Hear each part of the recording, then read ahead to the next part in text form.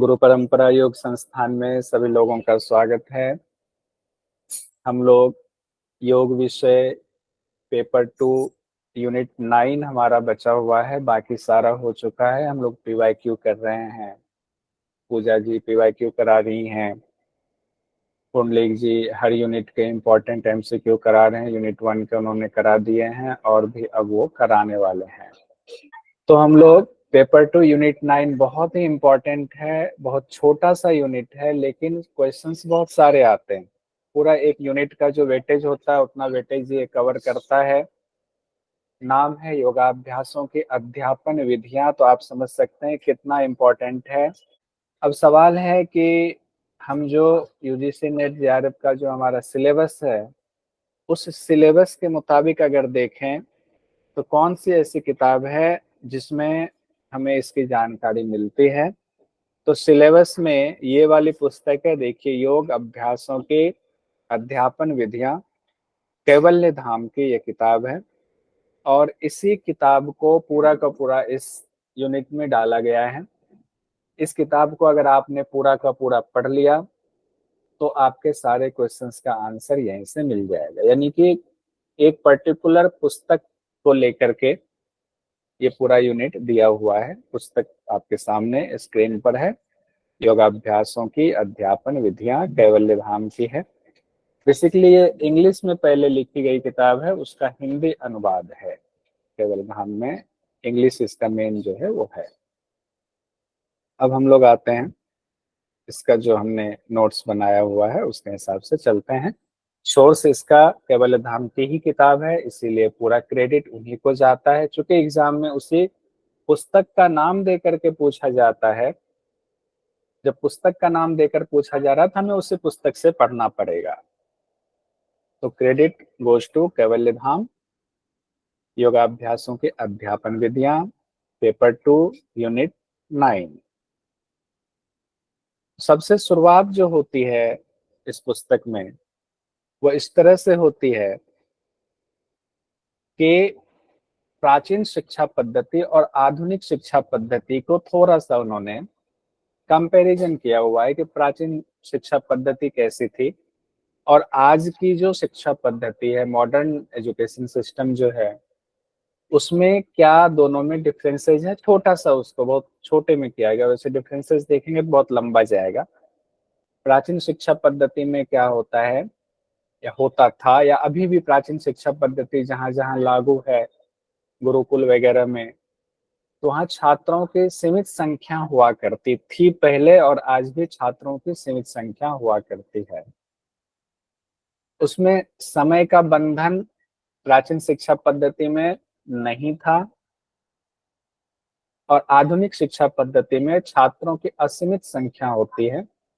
समय का बंधन अनिवार्य होता है। छात्रों की असीमित संख्या का ये तात्पर्य है, अगर पूरा हिंदुस्तान पढ़ना चाह रहा है तो आधुनिक शिक्षा पद्धति में पूरे हिंदुस्तान को पढ़ने की व्यवस्था गवर्नमेंट करेगी। यानी कोई भी छात्र ऐसा नहीं होगा कि जिसको कि पढ़ने के लिए एडमिशन ना मिले। हाँ, उनकी क्वालिटी के हिसाब से अलग अलग कोर्सेज में एडमिशन मिलता है, वो अलग बात है। लेकिन सीओईटी का एग्जाम होता है कॉलेज में एडमिशन के लिए, कौन सा कॉलेज किसको मिले, वो आधुनिक शिक्षा पद्धति की अपनी एक खासियत है। लेकिन प्राचीन शिक्षा पद्धति में ऐसा कहा जाता था कि गुरुकुल में वर्ण देख करके एडमिशन दिया जाता था, लेकिन कई जगहों पर इसके भी प्रमाण मिलते हैं कि सभी वर्ण के लोग भी पढ़ाई करने आते थे, लेकिन संख्या सीमित हुआ करती थी क्योंकि संसाधन भी सीमित हुआ करता था। समय का बंधन इसलिए नहीं था कि उस समय मॉरलिटी पर जोर दिया जाता था कि जितने दिन में आप पूरा कर लो कोर्स को किया जाएगा, कोई बात नहीं, आप पढ़ो जितने दिन पढ़ सकते हो। लेकिन मॉडर्न शिक्षा पद्धति में समय का बंधन है। आपको दिया जाता है इतने साल में आप ये कोर्स कंप्लीट करेंगे, इतने साल में ये कोर्स कंप्लीट करेंगे, तो एक समय को बांध दिया गया। जो फेल हो रहे हैं उनके लिए भी नियम बना हुआ है कि आप इतने साल में कोर्स कंप्लीट कर लीजिए। कोई एक सब्जेक्ट में फेल हो गए तो उसका कंपार्टमेंट दे दीजिए। जैसा कि हमने अभी कहा, प्राचीन शिक्षा व्यवस्था में क्या था, वर्ण और वर्ग विशेष से संबंधित होते थे।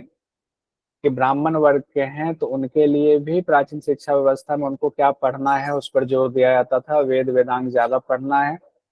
और अगर क्षत्रिय है तो उनको शस्त्रों का ज्ञान ज्यादा दिया जाता था।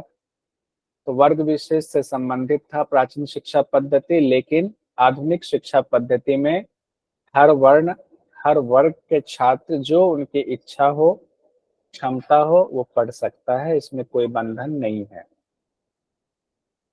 प्राचीन शिक्षा पद्धति में वैचारिक गुणवत्ता का महत्व होता था, लेकिन आधुनिक शिक्षा पद्धति में आपके मार्क्स कितने आए हैं इसके आधार पर आपकी इंटेलिजेंसी को मापा जाता है कि आप इतने इंटेलिजेंट हैं, ये आपके मार्क्स बताएंगे। लेकिन पहले मार्क्स नहीं होता था, पहले गुरुकुल में रहना होता था, तो आपके आचरण कैसे हैं, बोलचाल की व्यवस्था आपकी कैसी है, किससे आप कैसे व्यवहार करते हो, सब कुछ देखा जाता था। एक कंप्लीट पर्सनैलिटी का ध्यान रखा जाता था। यानी कि प्राचीन शिक्षा व्यवस्था में ऐसा था कि व्यक्ति का सर्वांगीण विकास हो, सिर्फ ये नहीं कि बहुत इंटेलिजेंट है तभी होगा, सर्वांगीण विकास पर जोर दिया जाता था। और आधुनिक शिक्षा पद्धति में क्योंकि प्रोफेशनल युग है ये, तो प्रोफेशन से शिक्षा को जोर दिया गया है। कौन कितना इंटेलिजेंट है इस बात पर सिर्फ जोर दिया जाता है, उसमें उसके चरित्र कैसे हैं, उसके कैरेक्टर्स कैसे हैं, इस पर बहुत ज्यादा इंपॉर्टेंस इसको नहीं दिया जाता है। आगे बढ़ते हैं। योग एवं योग अभ्यास। तो आज जो हम लोग योग करते हैं या पूरी दुनिया जो योग कर रही है, वो इसलिए योग कर रही है कि उसका शरीर स्वस्थ रहे, मानसिक समस्याएं उनको ना आए, मन भी शांत रहे। तो शरीर और मन को शांत रखने के लिए, ताकि उसकी आर्थिक उन्नति, सामाजिक उन्नति दिन ब दिन हो, इसीलिए लोग योग की शरण में आ रहे हैं। ठीक है, समय के हिसाब से इसमें कोई गलत नहीं है। शारीरिक और मानसिक समस्याओं के समाधान के लिए आने के बावजूद योग के बारे में कई भ्रामक धारणाएं आज भी मौजूद हैं, जो कि इस पुस्तक में बताया गया है, योगाभ्यासों की अध्यापन विधि पुस्तक में। तो कौन सी भ्रामक धारणाएं बताई जा रही हैं? देखिए, कहते हैं योग सबके लिए नहीं है, कुछ विशेष वर्ग के लोगों के लिए ही योग है, ये लोगों की अभी भी धारणा बनी हुई है। जबकि ऐसा नहीं है, योग सबके लिए है। लोग कहते हैं योग सिर्फ बुजुर्ग लोगों के लिए, कहते हैं योग करते हो, तो कहते हैं अभी तुम्हारी उम्र योग करने की नहीं है, अभी तो तुम खेलो कूदो, जिम करो या और कुछ। कहते हैं योग तो जब बुजुर्ग होंगे तो करना। अभी भी बहुत सारे लोगों की ऐसी धारणा है। बहुत सारे लोग ऐसा मानते हैं कि योग चमत्कार से जुड़ा विषय है, कोई अलौकिक विचार, अलौकिक शक्तियों से संबंधित ये विद्या है। जबकि ऐसा है नहीं है। मानसिक तौर पर ऐसा जब आप योग करते हो तो आपकी बुद्धि, आपके विवेक उच्च स्तर पर पहुंचता है, जबकि चमत्कार से तो दूर रहता है योग करने वाला। इसलिए ये भी भ्रामक धारणा है। बहुत सारे लोग मानते हैं कि योग रहस्यों से भरा हुआ है और जादू टोना जैसा कुछ है। तो योग रहस्यों से भरा हुआ तो है, लेकिन दूसरे संदर्भ में देखें, अगर रहस्य से संदर्भ में लोग दूसरे संदर्भ में कह देते हैं कि पता नहीं इसमें क्या कुछ जादू टोना है, ऐसा रहस्य, ऐसा कुछ इसमें छिपा हुआ है। जबकि रहस्य क्या है? इसमें तत्व का रहस्य है। रहस्य सिर्फ इतना है कि आपकी बुद्धि स्वच्छ होती, आप गलत नहीं करते हो, ऐसी चीजें आपके अंदर आनी शुरू हो जाती है। यही सामान्य सा रहस्य है।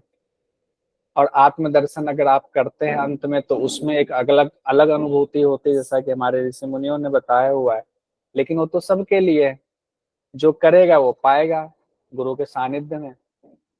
कहते हैं जादू टोना जैसा कुछ है, तो ऐसा कुछ नहीं है। जादू टोना जैसा ऐसा कुछ भी नहीं है योग में।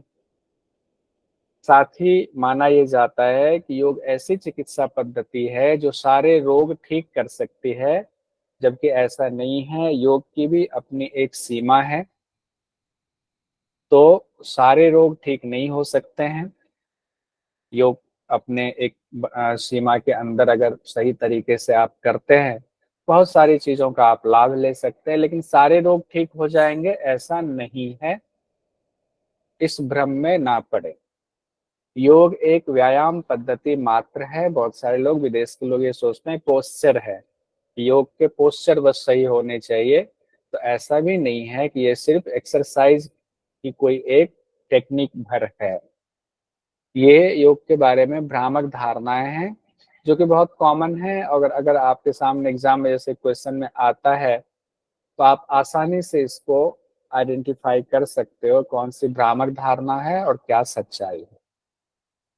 हम लोग ये यूनिट 1 में भी पढ़ चुके हैं और इसको हम यहाँ भी एक बार बस देख लेते हैं तो रिवीजन हो जाएगा हमारा कि योग शब्द की उत्पत्ति कैसे हुई है।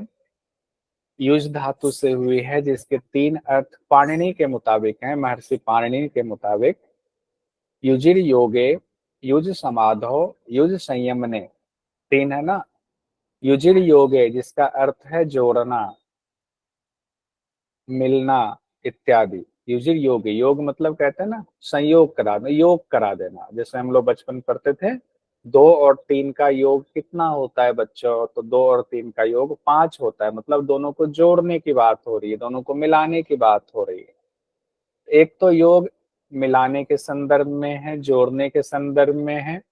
और अगर देखें किसको जोड़ने के संदर्भ में है, तो आत्मा को परमात्मा से, यानी इंसान को उस आत्म अनुभूति से, उस परमात्मा अनुभूति से मिलाने और जोड़ने के संबंध में है। युज समाधो यानी कि यहाँ योग का अर्थ समाधि के रूप में बताया गया है। योग का अर्थ समाधि के रूप में भी है।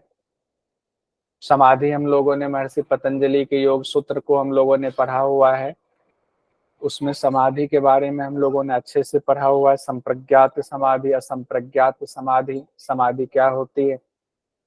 तीसरा जो योग का अर्थ बताया गया है युज धातु के मुताबिक, पाणिनि के व्याकरण के मुताबिक, वो युज संयमने है, जिसका अर्थ है संयम, यानी इंद्रियां संयमित हो इतनी कि आपके स्थिर वृत्तियां हो जाए, वृत्तियों का निरोध हो जाए। जब इंद्रियां संयमित हो जाएंगी तो क्या होगा, चित्त की वृत्तियों का निरोध हो जाएगा, तो अपने आप योग हो जाएगा। तो योग संयम ने, एकदम संयमित रहे, इंद्रियों को संयमित रखे।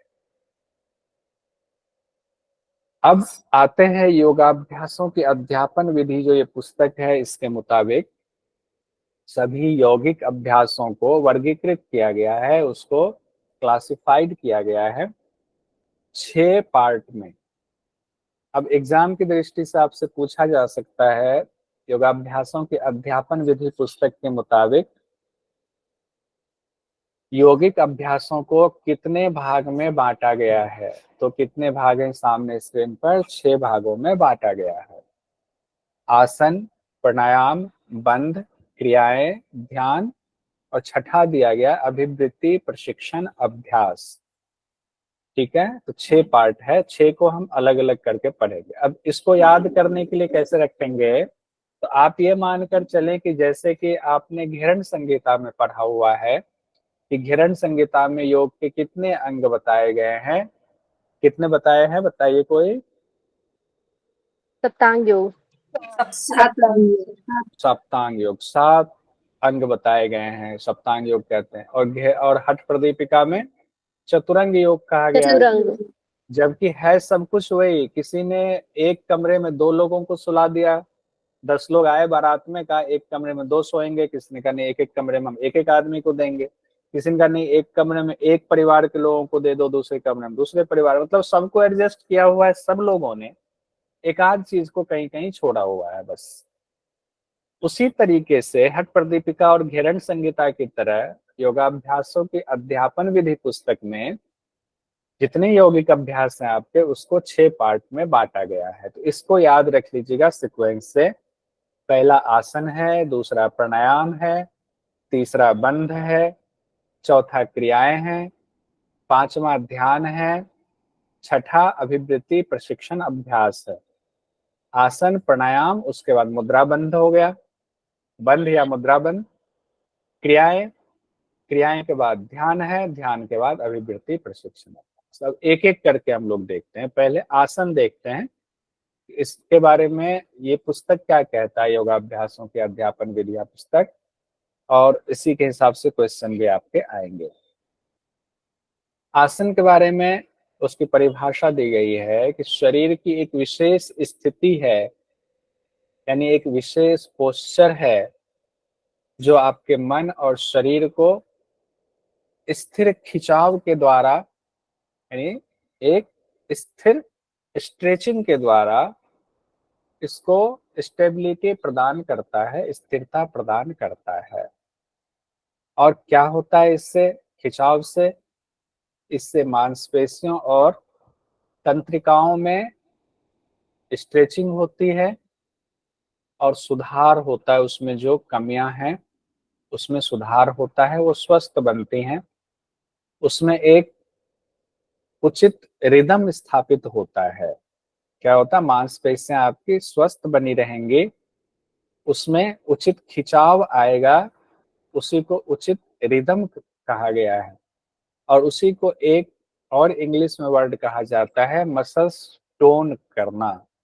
टोन का मतलब पतला नहीं, मसल्स पतला करना। टोन का मतलब खिंचाव वाला, यानी कि जैसे रबर होता है ना, उसमें एक गुण होता है, इलास्टिसिटी का गुण होता है, उसी को कहते हैं मांसपेशियों में जो टोन होता है, इलास्टिसिटी होती है, वो बरकरार रहे आपकी, तो उसी को कहा गया हिंदी में पेशीय तान में सुधार करता है, उसी को उचित रिदम कहा गया।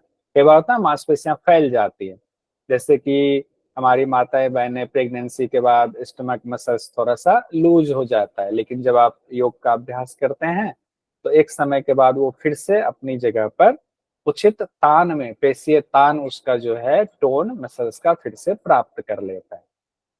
तंत्रिकाओं वाला जो है उसमें भी ऐसे ही सुधार होता है, उसको कहा गया न्यूरोमस्कुलर टॉनिक इम्पल्सेस।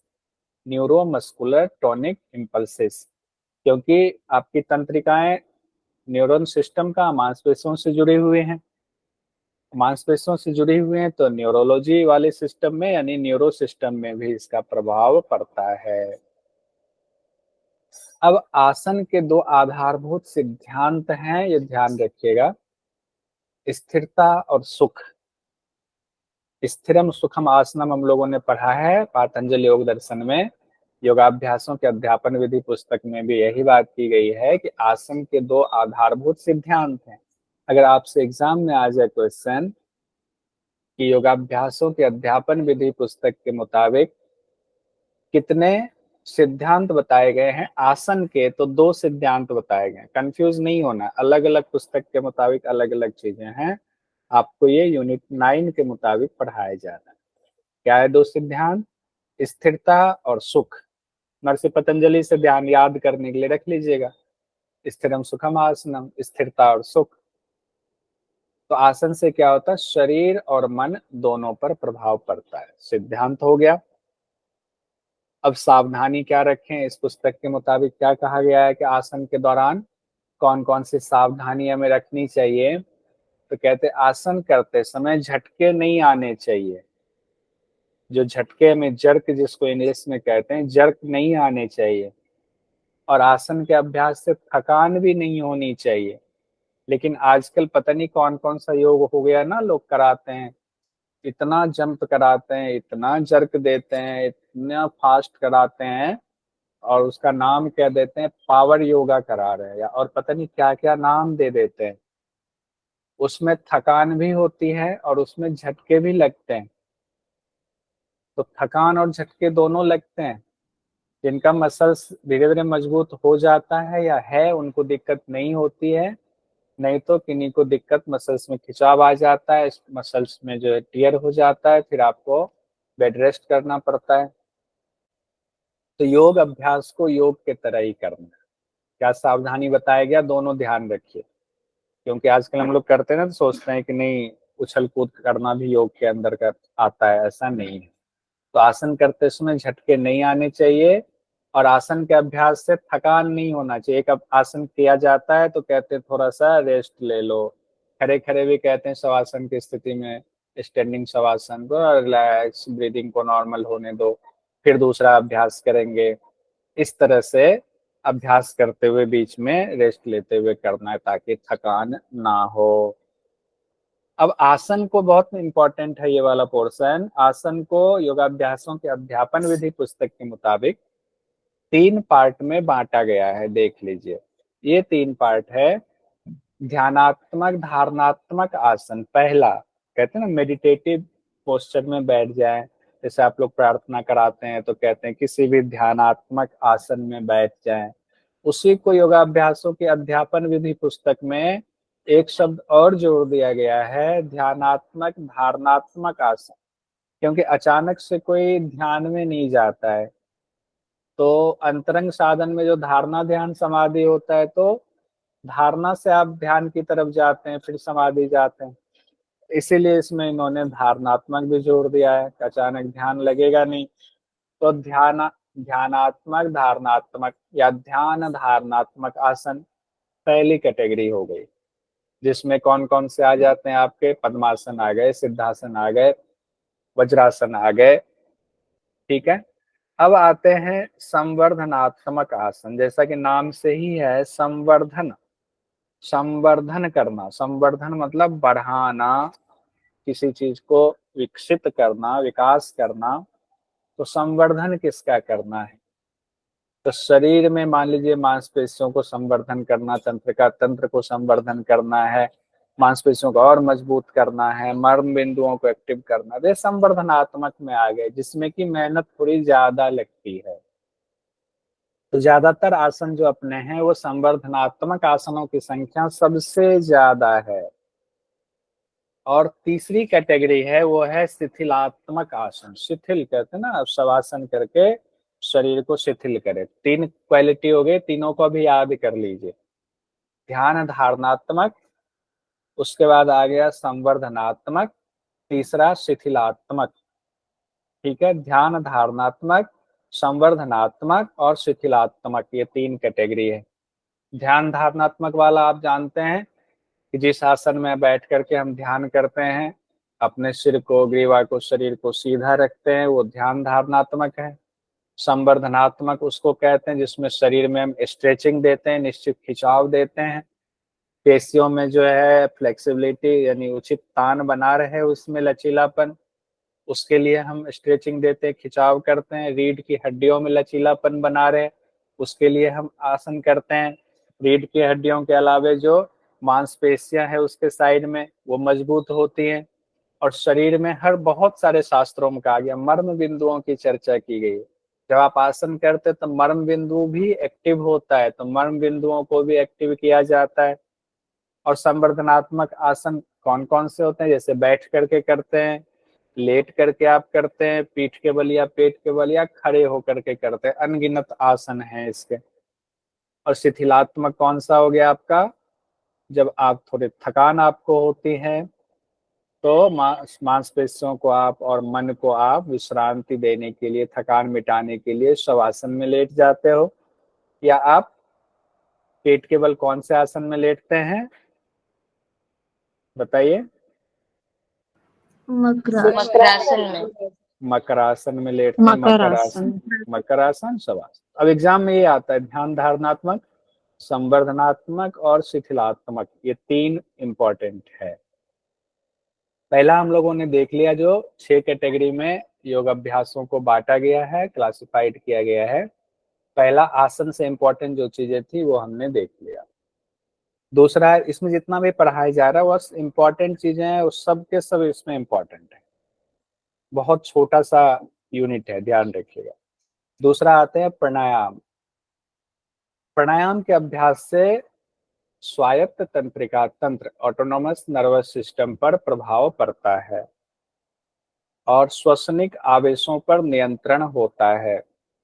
और स्वायत्त तंत्रिका तंत्र एग्जाम में जो पूछा जाता है कि योगाभ्यासों की अध्यापन विधि पुस्तक के मुताबिक प्राणायाम के अभ्यास से निम्न में से किस पर प्रभाव पड़ता है? तो 3-4 ऑप्शन होंगे उसमें, जिसमें एएनएस होगा, ऑटोमेटिक जो नर्वस सिस्टम है, ऑटोनोमस नर्वस सिस्टम, यानी कि हिंदी में स्वायत्त तंत्रिका तंत्र। तो ये ध्यान रखिएगा, ये इस पुस्तक के मुताबिक है, यानी कि ये पुस्तक जो लिखी गई रिसर्च बेस्ड पुस्तक है, इसीलिए इसमें ऐसा कहा गया है।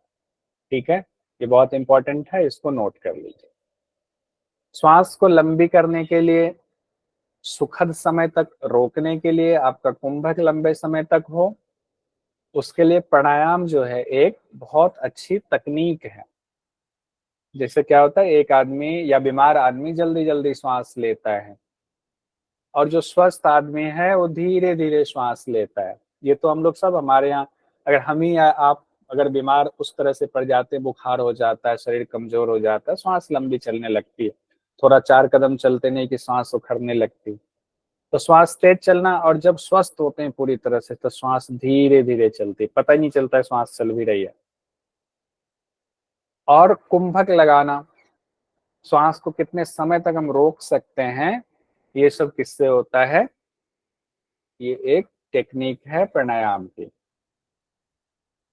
लेकिन जैसा कि खट प्रदीपिका घिरण संहिता में भी हम लोगों ने पढ़ा हुआ है कि प्राणायाम को धीरे धीरे किया जाता है। ये अभ्यास जल्दी जल्दी करने से हिक्का श्वास का रोग हो जाता है, सिर आंख कान का रोग हो जाता है। उसी तरीके से यहाँ भी सचेत किया गया है योगाभ्यासों के अध्यापन विधि पुस्तक में कि प्राणायाम के अभ्यास के शुरुआत में जब आप प्राणायाम का अभ्यास आप शुरू कर रहे हैं तो तुरंत ही कुंभक से शुरू मत कीजिए प्राणायाम की। हमने शुरू किया कुंभक ही लगाना शुरू कर देंगे, शुरुआत में श्वास नहीं रोका जाता है। 1 और 2 के हिसाब से, रेशियो 1-2 के हिसाब से श्वास लेना और छोड़ना, इस पर जोर दिया जाता है। यानी कि अगर अपने अपने क्षमता के अनुसार हिसाब से किसी की क्षमता 5 सेकंड श्वास लेने की है तो उनको कहते हैं 10 सेकंड में श्वास छोड़िए, और कम है तो और कम कर लेंगे। किसी का 10 सेकंड लेने का तो कहते हैं ठीक है 10 सेकंड में आप लीजिए, 20 सेकंड में श्वास छोड़िए। तो 1:2 के हिसाब से श्वास का यानी कि पूरक और रेचक पर जोर दिया जाता है। तो अगर आ जाए एग्जाम में पूरक रेचक में शुरुआत में क्या किया जाता है, तो 1 और 2 का रेशियो किया जाता है। प्राणायाम के अनेक प्रकार हैं, जैसा कि हम जानते हैं। कभी बाईं नासिका से श्वास लेते हैं, कभी दाहिनी नासिका से लेते हैं, कभी जो है मुख से भी श्वसन किया जाता है। तो कभी बाईं नासिका से, कभी दाहिनी नासिका से, कभी मुख से श्वसन करते हैं। अलग अलग तकनीक है इसमें प्राणायाम में। जैसा कि सूर्यवेदी प्राणायाम तो राइट से लेना है, लेफ्ट से छोड़ना है। चंद्रवेदी है तो लेफ्ट से लेना है, राइट से छोड़ना है।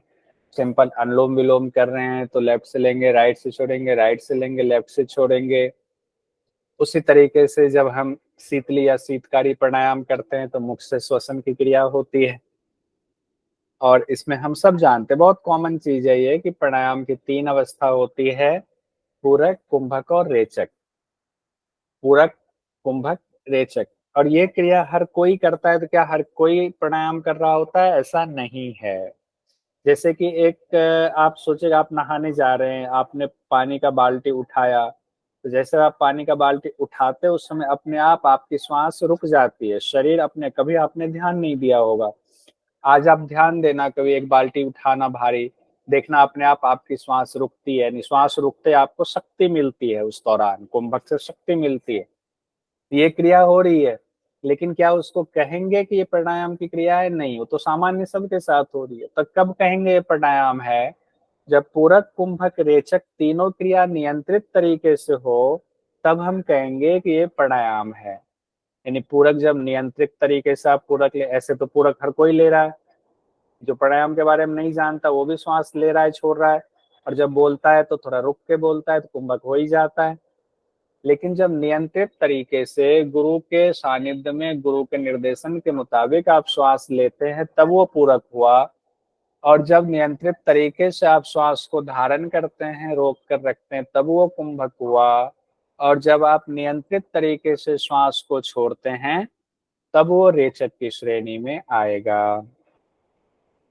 उसके बाद है, इसमें जो इम्पोर्टेंट 2 लाइन और लिखी हुई है, प्राणायाम से एएनएस, ऑटोनॉमस नर्वस सिस्टम प्रभावित होता है, और प्रभावित होने से क्या होता है, मानसिक कार्य जो है आपका बेहतर होता है।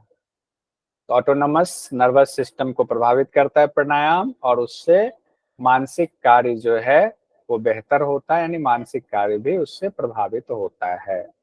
साथ ही क्या कहा गया है, प्राणायाम ध्यान के लिए एक तरह से शरीर और मन को प्रिपेयर करता है, तैयार करता है। तो ध्यान की अवस्था में जाने से पहले आपका प्राणायाम का अभ्यास बहुत अच्छा होना चाहिए। तीसरा जो कहा गया है उसमें बंद की चर्चा है, बंद और मुद्राओं की चर्चा की गई है। जो क्लासिफिकेशन इस पुस्तक के मुताबिक है उसमें तीसरे नंबर पर बंद और मुद्राएं हैं। और इसमें क्या क्या है इंपॉर्टेंट कहा गया है इस पुस्तक के मुताबिक, योगाभ्यासों की अध्यापन विधि पुस्तक के मुताबिक, ये शरीर की अर्ध ऐच्छिक और अनैच्छिक मांसपेशियों पर प्रभाव डालता है। ये ध्यान रखिए, दो इंपॉर्टेंट पोर्शन है कि कौन से उस पर प्रभाव डालता है, अर्ध ऐच्छिक और अनैच्छिक मांसपेशियों पर, मुद्रा और बंद। अब देखिए दो इंपॉर्टेंट चीज हो गई ना, अर्ध ऐच्छिक और अनैच्छिक, ऐसी जो मांसपेशियां हैं उस पर कौन प्रभाव डालता है, मुद्रा और बंद प्रभाव डालता है। 2 बार 3 बार बोलेंगे, लिख जाएंगे, ध्यान अभी यहीं रखेंगे, इसी समय याद हो जाएगा। अर्ध ऐच्छिक और अनैच्छिक, ऐच्छिक वाला नहीं, अर्ध ऐच्छिक अनैच्छिक, अर्ध ऐच्छिक और अनैच्छिक, ठीक है। उसके बाद इससे मर्म अंगों तक रक्त का प्रवाह आसानी से होता है। किससे, मुद्रा और बंद से क्या होता है, जो मर्म स्थान है हमारे शरीर में वहां तक रक्त का प्रवाह बहुत आसानी से होता है। किससे, मुद्रा और बंध से, ठीक है। उसके बाद है, जानकी जी कुछ कहना चाह रही क्या? जी सर, अर्ध ऐच्छिक का मतलब क्या हुआ सर? देखिए बहुत सारे अंग आपके शरीर में ऐसे हैं, मांसपेशियां जिसको आप अपनी इच्छा के अनुसार इस्तेमाल करते हैं। बहुत से मांसपेशियां ऐसी हैं जिसको आपकी इच्छा की जरूरत नहीं होती, आप चाह के भी उसको कंट्रोल नहीं कर सकते हैं। और बहुत सारी ऐसी है कि आधा कंट्रोल कर सकते हैं और लगता है थोड़ा कंट्रोल है, थोड़ा कंट्रोल नहीं है। ऐसी 3 मांसपेशियां आपको पढ़ाई गई होंगी यूनिट 6 में, मसल्स वाले में। तो जैसे कि ऐच्छिक वाले में क्या है, हाथ की मांसपेशियां आप अपने हिसाब से हाथ उठा लेते हैं, है ना, पूरा कंट्रोल आपका है। अर्ध ऐच्छिक में जो है नाक वाली मांसपेशियां ऐसी है जो थोड़ा सा तो आप कंट्रोल कर सकते हैं लेकिन पूरा नाक नहीं कंट्रोल कर सकते, या और भी कई मांसपेशियां थोड़ा बहुत कंट्रोल कर सकते हैं, पूरा नहीं कर सकते। अर्ध ऐच्छिक मतलब थोड़ा सा हमारे कंट्रोल में, थोड़ा नहीं भी है, ठीक है। अनैच्छिक में तो जी पूरा ही सर, नहीं, थैंक यू। जैसे कि हार्ट है, हार्ट भी मांसपेशियों से बना है। अब हार्ट तो आपके कंट्रोल में है ही नहीं, आप चाह के भी हार्ट को बंद कर दे खोल दे ऐसा नहीं कर रहे हैं। तो उस हिसाब से कैटेगरी हम लोगों ने यूनिट 6 में पढ़ा होगा, ह्यूमन एनाटॉमी फिजियोलॉजी में ये आपको पढ़ाया गया था, ठीक ठीक है है। सर।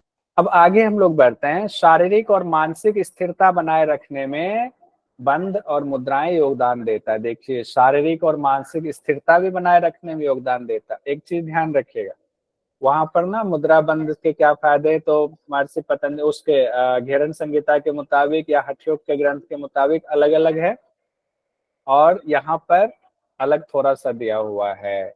स्थिरता इसमें है, वैसे हठयोग के ग्रंथों में भी स्थिरता की चर्चा है, तो ध्यान रखिएगा थोड़ा बहुत चेंज है तो वो अपना अलग से चार्ट बना लीजिएगा ताकि एग्जाम में दिक्कत नहीं हो। ये योगाभ्यासों के अध्यापन विधि पुस्तक के मुताबिक है, शारीरिक और मानसिक स्थिरता बनाए रखने में योगदान देता है। कौन देता है, मुद्रा और बंध देता है। प्राणायाम में उपयोग के आधार पर बंद और मुद्राओं में भेद किया जाता है, कि जब हम मुद्रा और बंद का इस्तेमाल प्राणायाम के दौरान करते हैं तो उस हिसाब से इसमें भेद हो जाता है, इसमें क्लासिफिकेशन हो जाता है, ठीक है। क्योंकि प्राणायाम के दौरान कौन सी मुद्रा का अभ्यास कर रहे हैं, कौन से बंद का अभ्यास कर रहे हैं, उसके हिसाब से चीजें थोड़ी बहुत बदल जाती है। अब कहा गया प्राणायाम में प्रयुक्त मुद्राएं प्रायः बंध कहलाती हैं। जनरली जो प्राणायाम में मुद्रा का इस्तेमाल किया जाता है उसको बंध कहते हैं, यानी बंध भी मुद्रा ही है। और जो मुद्राएं प्राणायाम के दौरान इस्तेमाल की जाती हैं उसको हम बंध कहते हैं। और बंध 3 बंध की चर्चा यहाँ की गई है, मूल बंध, जालंधर बंध, उद्यान बंध। वैसे एक और बंध होता है, कौन सा बंध होता है बताएंगे? महाबंध, भूल गया, महाबंद। महाबंध। तो यहाँ पर जो प्रायः जो ये 3 मुद्राओं की चर्चा होती है, मूल बंध, जालंधर बंध, उद्यान बंध, जो प्राणायाम में इस्तेमाल होता है। और महाबंध जो है वो उसको प्राणायाम के दौरान जनरली इस्तेमाल करते नहीं है। विशेष परिस्थिति में योगी ऋषि मुनि करते होंगे या करते हैं तो अलग मसला है। अब आते हैं हम लोग कि कुछ आसनों को भी मुद्रा कह दिया जाता है जिससे कि शरीर पर विशेष प्रभाव उत्पन्न होता है, जैसे कि विपरीत करनी मुद्रा। ठीक है, विपरीत करनी मुद्रा, जैसे कि शीर्षासन को विपरीत करनी मुद्रा कहा जाता है, या विपरीत करनी मुद्रा का एक अलग पोस्चर बनता है जिसमें शरीर जो है थोड़ा आधा झुका हुआ आधा ऊपर पांव होता है। लेकिन कई योग संस्थानों में कहते हैं नहीं, शीर्षासन ही विपरीत करनी मुद्रा है। तो ये डिफ्रेंशिएट हम लोग जब पढ़ रहे थे हठ योग के ग्रंथ तब हमें पता है, हम लोग कर चुके थे। यानी कि कुछ आसनों को भी मुद्रा कहते हैं क्योंकि उससे भी शरीर पर विशेष प्रकार का प्रभाव पड़ता है। 6 जो हम लोग ने पढ़ा कि इसमें योग अभ्यासों का अध्यापन विधि पुस्तक में, उसको एक बार यहाँ रिवीजन कर लेते हैं, सबको याद रहेगा। 6 कैटेगरी सभी यौगिक अभ्यासों को बांटा गया है ना। हम लोग चौथे नंबर पे पहुंचे हैं। जरा एक बार बताएंगे, जो हैंड रेज कीजिए तो मैं पूछता हूँ, तो याद भी हो जाएगा। क्या पता एग्जाम में पूछते तो फिर आप कंफ्यूज हो जाएंगे।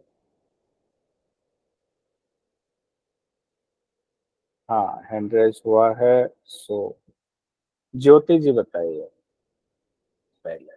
सर, आसन, प्राणायाम, बंध, क्रिया, ध्यान, अभिवृत्ति प्रशिक्षण और अभ्यास। बहुत बढ़िया। शालिनी जी बताइए। सर, आसन, प्राणायाम, मुद्रा बंध, क्रियाएं, ध्यान और अभिवृत्ति प्रशिक्षण अभ्यास। बहुत सुंदर। अब देखिए, 2 ही लोगों से अभी पूछ रहे हैं, बाकी लोग जो है मन ही मन इसको याद कर लीजिएगा। एक चीज ध्यान रखिएगा, जनरली क्या है, हम लोग क्या जानते हैं, जो नॉर्मल अभ्यास में पहले षटकर्म का अभ्यास करते भी हैं। सुबह अगर अभ्यास हम करते हैं उसमें पहले षटकर्म का अभ्यास करते हैं। लेकिन योग अभ्यासों की अध्यापन विधि पुस्तक में जो क्लासिफिकेशन किया गया है, ये गलती मत, कई बार अनुमान लगाने लगते हैं, गलती मत कीजिएगा। इसको चौथे नंबर पर दिया गया है, क्रियाओं को, षटकर्म को। क्रिया मतलब जो षटकर्म है, 6 क्रियाएं हैं, उसको चौथे नंबर पर रखा गया है। शरीर की शुद्धि को करने वाली ये 6 क्रियाएं हैं जिसको षटकर्म क्रिया कहते हैं, षटकर्म या षट क्रियाएं कहते हैं। और ये वही हैं जो हठ प्रदीपिका में, घेरन संहिता में भी बताया गया है। धौती बस्ती तथा नेति टाटकम नौलिकम तथा कपाल भातिश्चेतानि षटकर्माणि प्रचक्षते। धौती बस्ती नेति टाटक नौली और कपाल भाती। धौती बस्ती नेति टाटक नौली और कपाल भाती, ये तो याद ही होगा सब लोगों को। और धौती क्या बस्ती क्या, इसको बहुत ज्यादा विस्तार से पढ़ने की जरूरत है नहीं, ये भी सब लोगों को याद होगा। हम 5वें नंबर पर आते हैं, ध्यान में, मेडिटेशन जिसको कहते हैं। तो ध्यान के बारे में योगाभ्यासों के अध्यापन विधि पुस्तक के मुताबिक लिखा हुआ है कि मन की वृत्तियों पर नियंत्रण करने के लिए योग की एक टेक्निक है, ये योग की एक विधा है ये। और योग की इस विधा के अनगिनत तरीके हैं, यानी कि ध्यान के अनगिनत तरीके हैं। तो किसके अनगिनत तरीके, अगर इनसे डायरेक्टली देखें तो मन की वृत्तियों पर नियंत्रण के अनगिनत तरीके बताए गए हैं। ठीक है, इसमें कोई कंफ्यूजन वाली बात नहीं है। ध्यान क्या है, मेडिटेशन क्या है, लीन होने की एक प्रक्रिया है। ये किसी सब्जेक्ट को, किसी ऑब्जेक्ट को आपने लिया, विषय वस्तु को लिया, और उस विषय वस्तु में आप अपने पूरी तरीके से उसी में रम जाना, मन को स्थिर कर देना, सारी वृत्तियों को हर जगह से हटा करके एकाग्रचित करके उसी विषय में लीन हो जाना, यही ध्यान है। अब वो कोई एक वस्तु हो सकता है, किसी ध्वनि में आप लीन कर सकते हैं, कोई विचार चल रहा है उसमें लीन कर सकते हैं। तो ध्यान तो जहां स्थिरता हो गई वहीं ध्यान है। कहते हैं ना कई बार घर में मम्मी पापा, कहाँ ध्यान है तुम्हारा, तो क्या होता, पढ़ते हैं और ध्यान चला जाता है, कल ना स्कूल में कौन सा कंपटीशन होने वाला है, या आज खेलने जाते, तो ध्यान वहां चला गया, सारी वृत्तियां वहां चली गई, जो अभी प्रेजेंट है उससे हट गए, तो ध्यान वहां चला गया। तो जो योग का ध्यान है वो कहा गया है कि पहले तो आप सब्जेक्ट चुनिए, फिर वहां पर आप आराम से बैठ करके गुरु के निर्देश के हिसाब से उस जगह पर अपने वृत्तियों को एकाग्रचित करके उस पर लगाएंगे। तो यौगिक अभ्यास में तो ऐसे ध्यान हो गया, लेकिन सामान्यतः ध्यान क्या है? किसी भी वस्तु में लीन हो जाना, किसी ध्वनि में लीन हो जाना, किसी विचार में मन को स्थिर कर देना, ये ध्यान है। ध्यान क्या करता है? मन को कंट्रोल करने का एक तरीका है। लेकिन मन को कंट्रोल तभी कर पाएंगे जब आसन और प्राणायाम को आप अच्छे से साध लेंगे। आसन और प्राणायाम को साधे बिना ध्यान का अभ्यास सुरक्षित नहीं है। ये नुकसान हो सकता है इससे आपको, क्योंकि ध्यान के लिए लंबा बैठना पड़ेगा। लंबा बैठने के लिए आपका आसन अच्छा होना चाहिए। और जब प्राणायाम हम पढ़ रहे थे, प्राणायाम के दौरान कहा गया था, प्राणायाम ध्यान के लिए एक प्रिपरेटरी स्टेज है, यानी कि तैयारी वाला स्टेज है। यानी प्राणायाम से हम ध्यान के लिए अपने आप को तैयार कर रहे हैं। तो ध्यान कब करेंगे? डायरेक्ट ध्यान ना करके उससे पहले आसन करेंगे, प्राणायाम करेंगे, तब ध्यान हमारा सुरक्षित होगा। और ध्यान योग के संदर्भ में ध्यान क्या कहा जाता है? ध्यान का आधारभूत सिद्धांत क्या है?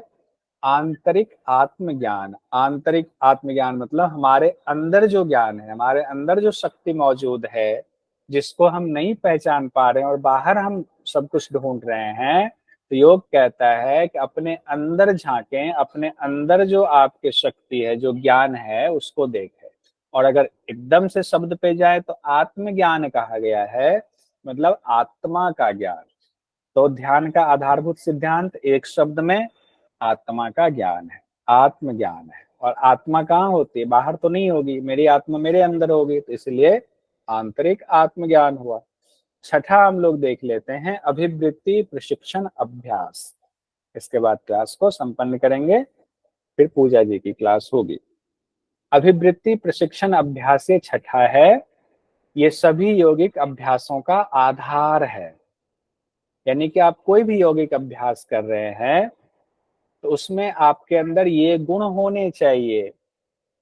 अपने आचरण को ठीक करने के लिए आप जिन नियमों का पालन करते हैं उसे ही अभिवृत्ति प्रशिक्षण अभ्यास कहते हैं। यानी कि आप कहीं योग कराने चले गए और आपके अंदर योग के आचरण है ही नहीं, आपके अंदर लालच है, लोभ है, गलत अभिवृत्ति है, तो इंसान क्या करेगा? उसी दिन कहेगा, सर नमस्कार, हम आपसे योग नहीं सीख रहे हैं।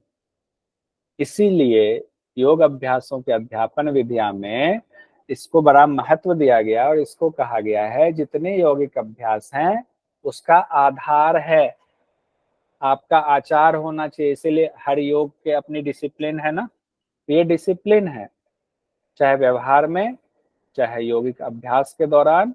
तो आपके अंदर जैसे एक एक रक्त के एक एक बूंद में ये चीजें समाहित हो जानी चाहिए। तो यम नियम जिसको कहते हैं, सोशल बिहेवियर और सेल्फ डिसिप्लिन, वो चीजें आपके अंदर साधना आपको करनी चाहिए यम और नियम का, ताकि आपका व्यवहार दूसरों के प्रति भी अच्छा रहे और आप खुद साफ सुथरा भी रहे। यम भी आपका अच्छा हो और नियम भी आपके अच्छे हो। अब कहा गया है सभी यौगिक अभ्यास एक दूसरे के अनुपूरक हैं। यानी कि ऊपर हमने देखा कि आसन प्राणायाम के बिना ध्यान नहीं करना है। सत्कर्म कर रहे हैं, शरीर की शुद्धि हो रही है, उससे भी बहुत सारी चीजें, बहुत सारे फायदे होते हैं। हठ योग में भी हम लोगों ने पढ़ा हुआ है। तो एक अभ्यास जो 6 के 6 है, एक दूसरे से जुड़ा हुआ है, एक दूसरे का कम्प्लीमेंट्री है, अनुपूरक है। एक सवाल यहाँ देख लेते हैं, योग शब्द की उत्पत्ति किस धातु से हुई है? युज धातु से। युज धातु से। योग, युज, यौगिक, संयम, तो युज धातु से हुई है। ये तो सब जानते हैं, कई बार पढ़ चुके हैं। योग अभ्यासों के अध्यापन विधि पुस्तक के मुताबिक आसन को कितनी श्रेणी में बांटा गया है? 3 श्रेणी। 3 श्रेणियां। 3 श्रेणी। निधि जी बता दीजिए कौन सी 3 श्रेणी है? निधि जी बताएंगे। सर ध्यानात्मक, धारणात्मक संवर्धनात्मक और शिथिलात्मक। मीना गहलोत जी बताइएगा।